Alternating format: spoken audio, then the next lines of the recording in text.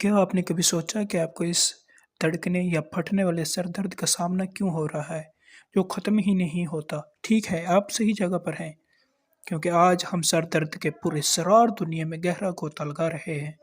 तनाव के सर दर्द से लेकर दर्देश का तक, और इसके दरमियान हर चीज़ हम इन सरदर्दी परेशानियों के पीछे छिपी वजूहात का पर्दाफाश करेंगे।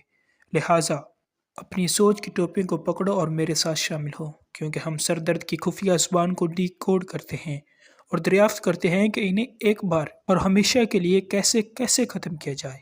सबसे पहले हम ये जानने की कोशिश करते हैं कि वो कौन सी जगह है जहाँ पे सर दर्द होता है।